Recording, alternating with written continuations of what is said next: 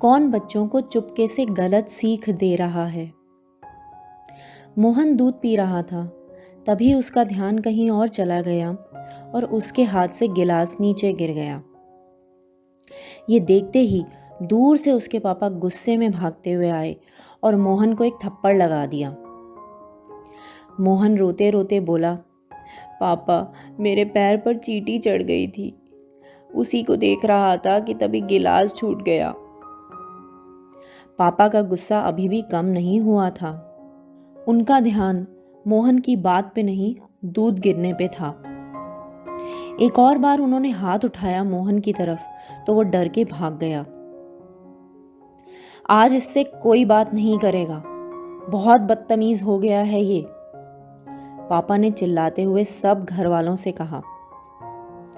मोहन चुपचाप एक कोने में बैठा रहा, डर के कि कहीं फिर से पापा आकर उसे मारे ना। अगले दिन मोहन की बहन आन्या भाग रही थी घर में कि तभी वो टेबल से टकराई और गिर गई। टेबल पे पड़ी मम्मी की जरूरी फाइल जमीन पर गिर गई। ये देखते ही मम्मी आई और जमीन पर फैली हुई फाइल्स को देखकर उनका पारा चढ़ गया। उन्होंने बिना कुछ सोचे ही आन्या की पिटाई शुरू कर दी। वो डर के मारे वहां से भागी और एक कोने में दुबक कर बैठ गई। मम्मी ने मारा तो मुंह पर था, तो पैर में दर्द क्यों हो रहा है?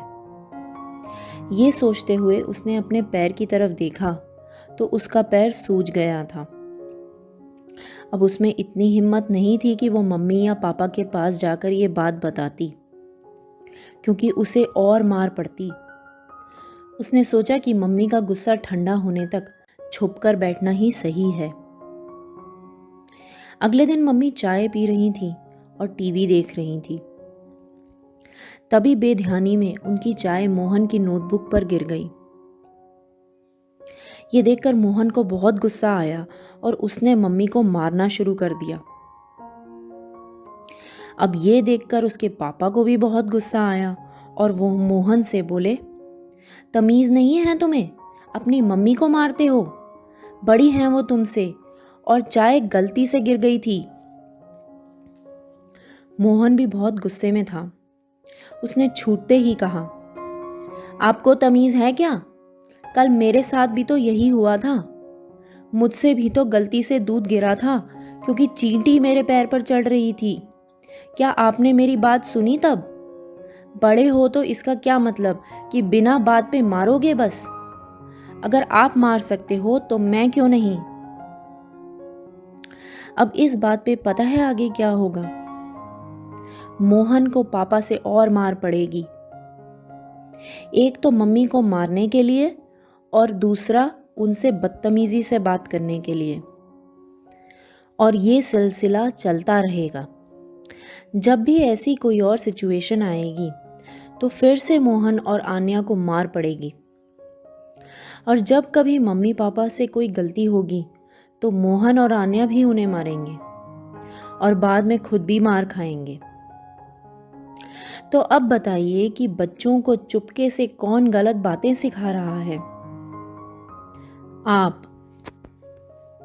हमें बड़ा आसान लगता है बोलना कि बच्चे बिगड़ गए हैं, बदतमीज हो गए हैं, पता नहीं कहाँ से गलत बातें सीख रहे हैं।